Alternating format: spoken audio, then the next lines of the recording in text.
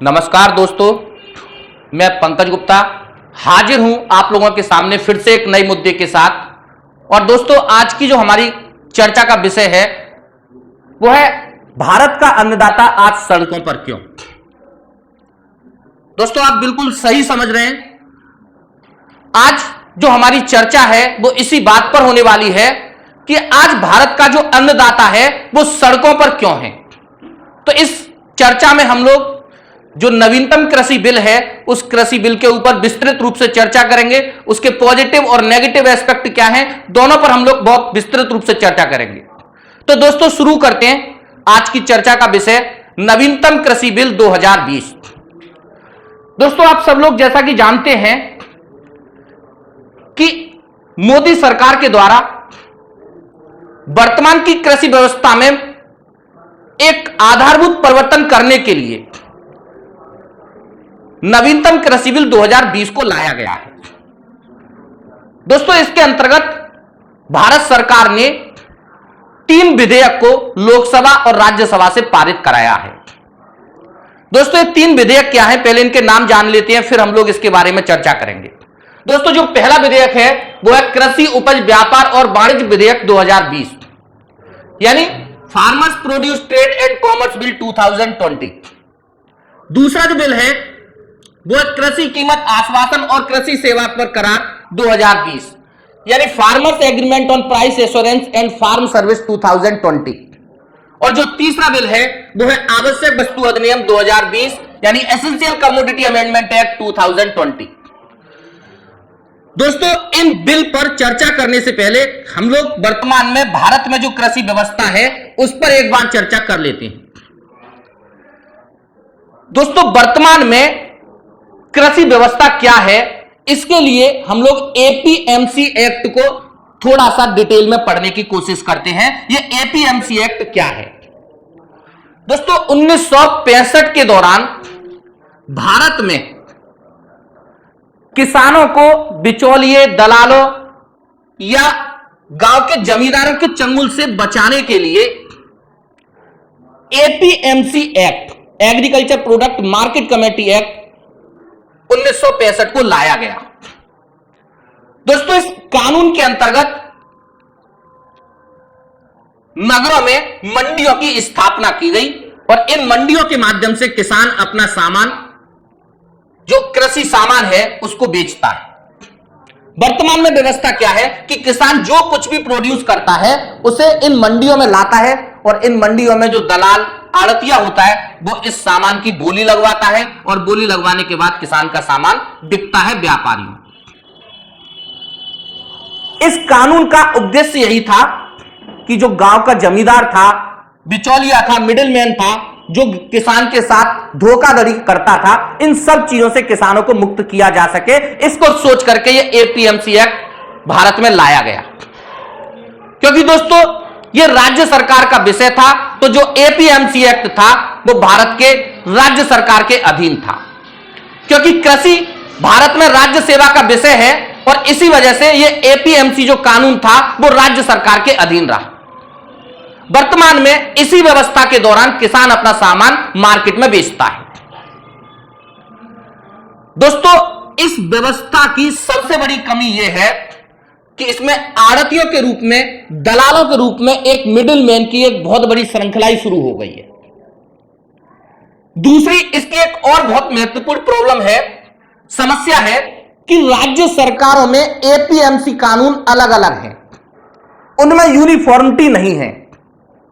उत्तर प्रदेश में APMC act के अंतर्गत कुछ अलग प्रावधान है, बिहार में तो दोस्तों एपीएमसी कानून लागू ही नहीं है, 2006 से खत्म कर दिया गया। अलग अलग राज्यों में इस एपीएमसी कानून के अंतर्गत अलग अलग प्रावधान है और इसका परिणाम यह है कि अलग अलग राज्यों में अलग अलग वस्तुओं की, खाद्य वस्तुओं की जो कृषिगत सामान है उसका मूल्य अलग अलग होता है। यह इस एपीएमसी कानून की सबसे बड़ी समस्या है। दोस्तों, उम्मीद करता हूं कि वर्तमान की जो स्थिति है वो कृषि की आपको समझ में आ गई होगी कि किसान किस तरीके से अपना प्रोडक्ट बाजार में बेचता है। दोस्तों, अगर हम लोग 2014 में बनी नवीनतम मोदी सरकार की बात करें तो 2014 से ही जो मोदी सरकार है वो इस एपीएमसी एक्ट को नियंत्रित करने पर उद्देशित रही है। दोस्तों 2015 में एक भारत एक बाजार के उद्देश्य से राष्ट्रीय कृषि बाजार की शुरुआत मोदी सरकार के द्वारा की गई। इस राष्ट्रीय कृषि बाजार, जिसे हम लोग NAM बोलते हैं नाम, इस राष्ट्रीय कृषि साझा बाजार का उद्देश्य पूरे भारत में कृषि कीमतों को एक करना था। इसके अंतर्गत क्या था दोस्तों, किसान ई बाजार के माध्यम से अपना प्रोडक्ट भारत के किसी भी बाजार में बेच सकता था और इसके अंतर्गत कई सारी ई मंडियों की स्थापना भी 2015 में मोदी सरकार के द्वारा की गई।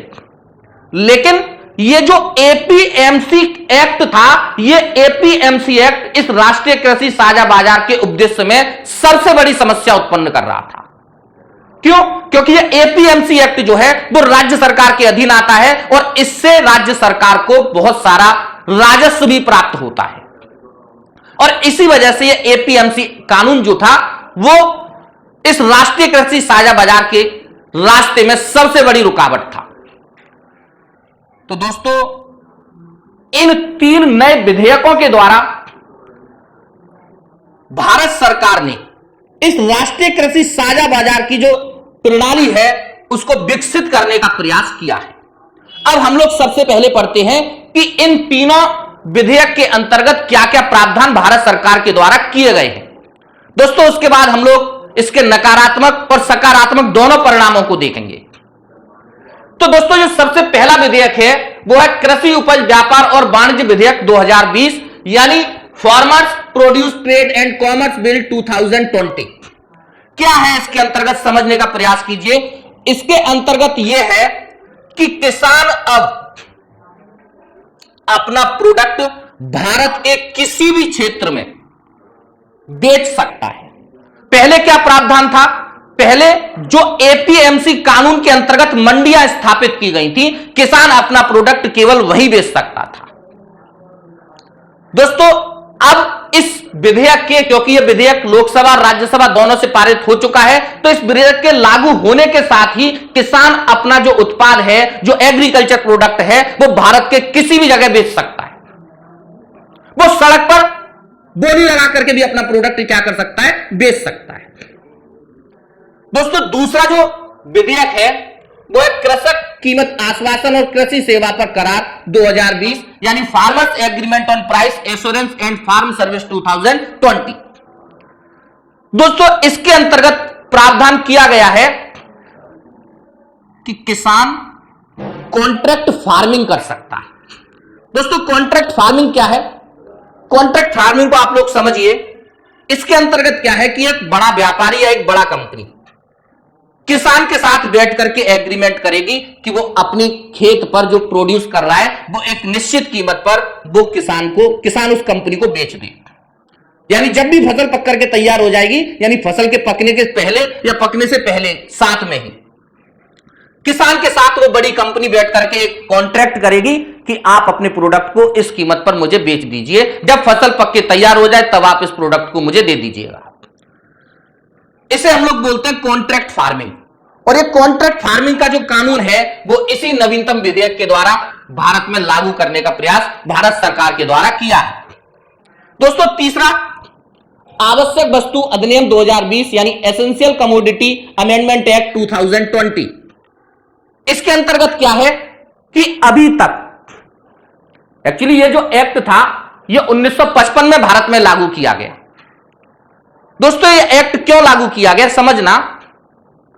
भारत में कुछ आवश्यक वस्तु हैं जो जीवन के लिए बहुत उपयोगी मानी जाती हैं, जैसे दाल, गेहूं, चावल, जो खाद्यान्न हैं। यह कानून उस आवश्यक वस्तु के स्टॉक पर रोक लगाता है कि एक निश्चित मात्रा से ज्यादा कोई भी व्यक्ति या कोई भी व्यापारी इसका स्टॉक नहीं कर सकता है। तो इसको लेकर के यह आवश्यक वस्तु अधिनियम 2020 पारित किया है। दोस्तों, इसमें क्या है एक बार देख लेते हैं। इस नए संशोधन अधिनियम के अंतर्गत क्या किया गया है, जो कृषि उत्पाद हैं, आलू, प्याज, दाल, गेहूं, चावल, इनको आवश्यक वस्तु अधिनियम से हटा दिया गया है। इसका अर्थ यह है कि आज कोई व्यापारी या कोई कंपनी कितनी भी मात्रा में इन वस्तुओं का स्टॉक अपने पास रख सकती है, जो अभी तक संभव नहीं था। दोस्तों, ये 3 विधेयक नवीनतम मोदी सरकार के द्वारा लोकसभा और राज्यसभा दोनों से पारित कराए जा चुके हैं और इनको लागू करने के साथ ही जो मैंने आपको भी बताया है, यह व्यवस्था भारत में लागू हो जाएगी। अब यहां पर बात यह आती है कि जो देश का अन्नदाता है वो सड़कों पर क्यों है, इसका विरोध इतना ज्यादा क्यों है। तो दोस्तों, एक एक करके हम लोग इन तीनों विधेयक की बात कर लेते हैं कि सरकार का पक्ष इसमें क्या है और विपक्ष का क्या कहना है। दोस्तों, पहला जो अधिनियम है कृषि उपज व्यापार और वाणिज्य विधेयक 2020, इस पर सरकार का पक्ष यह है कि जब किसान अपने उपज को कहीं भी बेच सकता है तो स्वाभाविक सी बात है उसको जहां भी वस्तु का मूल्य अधिक लगेगा वो अपना प्रोडक्ट वहां पर बेचेगा। इससे पहला लाभ तो यही है कि पूरे भारत में एक देश एक बाजार और एक कीमत का जो संकल्प है सरकार का, वो देश में आप धरातल पर उतरते हुए देखेंगे। यानी सरकार का यह कहना है कि जब किसान अपना उत्पाद पूरे भारत में कहीं भी अपनी मर्जी अनुसार बेच सकता है तो पूरे देश के अंदर जो कृषि वस्तुएं हैं उनके मूल्य में स्थिरता आएगी और उसके साथ साथ पूरे भारत में एक ही मूल्य लागू होगा। दोस्तों, फिर इस पर किसान का मत क्या है, वो इसका विरोध क्यों कर रहा है। दोस्तों, विरोध करने का सबसे पहला कारण तो यह है कि अभी तक भारत में कोई ऐसा सिस्टम नहीं बनाया गया है कि वो अपना उत्पाद कहां बेचेगा।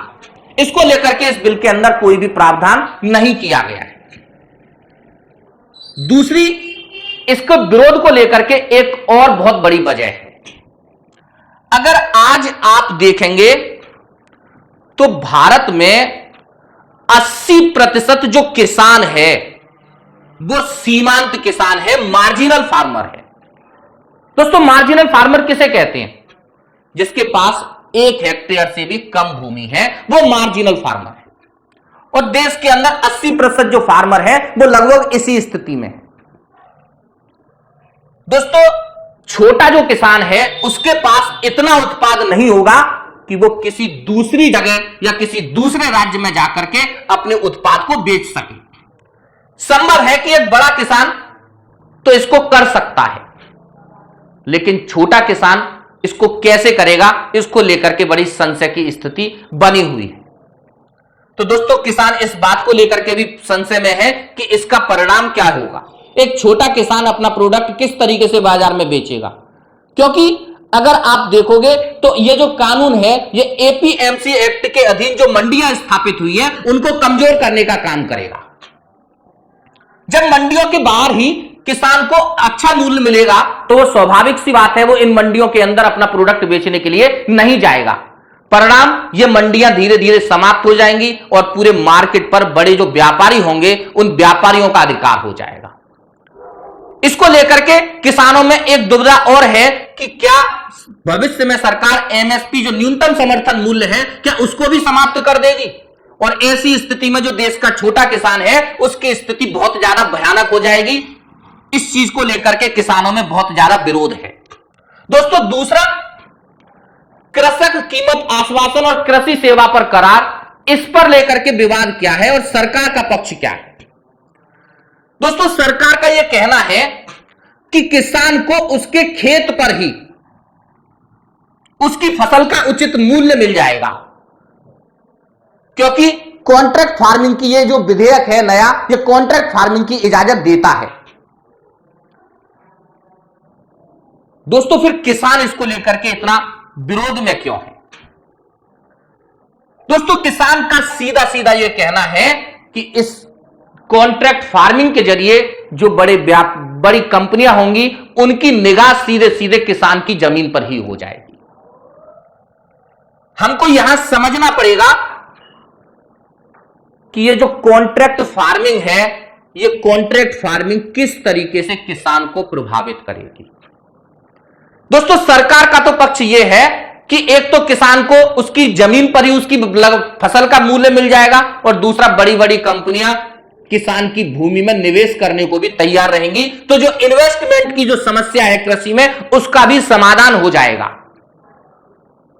लेकिन किसानों का और विपक्ष का यह कहना है कि इस इन्वेस्टमेंट के जरिए उन किसानों की जो जमीन है, उस जमीन पर ही इन बड़ी कंपनियों की निगाह सीधे सीधे हो जाएगी। समझने का प्रयास कीजिए। मान लीजिए आप एक किसान हैं और आपके पास 4 या 5 बीघा जमीन है। आपका किसी कंपनी के साथ करार हुआ कि आप इस 5 बीघा जमीन पर गेहूं उगाइए और गेहूं उगाने के बाद जो भी गेहूं प्रोड्यूस होता है उसे कंपनी को इस निश्चित कीमत पर बेच दीजिए। दोस्तों, इस तरह का कॉन्ट्रैक्ट उस बड़ी कंपनी ने किसान के साथ कर लिया। इसके साथ साथ कुछ राशि उसे, जिसे हम लोग एडवांस बोलते हैं, एडवांस के तौर पर किसान को दे दी ताकि किसान उस फसल से बीज और खाद को खरीद करके उगा सके। लेकिन आप सब लोग जानते हैं कि ये जो कृषि है भारत में, ये बहुत बड़ा जुआ है। दोस्तों, तय हुआ कि 1900 रुपए के रेट पर किसान अपना गेहूं कंपनी को बेच देगा। अब यहां पर 2 स्थिति बन सकती है। मान लीजिए सामान्य फसल हुई तो कोई प्रॉब्लम नहीं है, किसान को उसका मूल्य आसानी से मिल जाएगा। लेकिन अगर आप मान के चलिए पिछले 5 साल से 6 साल से देखेंगे तो भारत में मौसम की मनमर्जी रही है। एक क्षेत्र बाढ़ से डूब रहा है, दूसरा क्षेत्र सूखा से रह रहा है। अब सोच के चलिए कि अगर कोई डिसास्टर आता है, सूखा पड़ता है, तो किसान को स्वाभाविक सी बात है उतनी फसल उत्पादित नहीं होगी जितनी होनी चाहिए थी, यानी उसकी जो लागत है वो बढ़ चुकी है। क्या इस बढ़ी हुई लागत पर जो कंपनी है वो किसान का उत्पाद खरीदने को तैयार होगी? स्वाभाविक सी बात है वो अपने कॉन्ट्रैक्ट से हट जाएगी। और अगर कॉन्ट्रैक्ट से हटती है तो दोस्तों सबसे बड़ा नुकसान यही है कि इस विवाद को सुलझाने के लिए क्या ऐसा कोई कोर्ट सरकार के द्वारा बनाया गया है? या मान लीजिए बहुत ज्यादा उत्पादन होता है तो क्या किसान की स्थिति ऐसी होगी कि वो उस रेट पर अपना सामान बेच पाए उस कंपनी को? तो दोस्तों यहां पर बड़ा विवाद है और इस बात को लेकर के भी देश का जो अन्नदाता है वो सड़कों पर है। दोस्तों, एक तीसरा और हम लोग विधेयक की बात करें तो यह तीसरा विधेयक है आवश्यक वस्तु संशोधन अधिनियम 2020, एसेंशियल कमोडिटी अमेंडमेंट एक्ट 2020।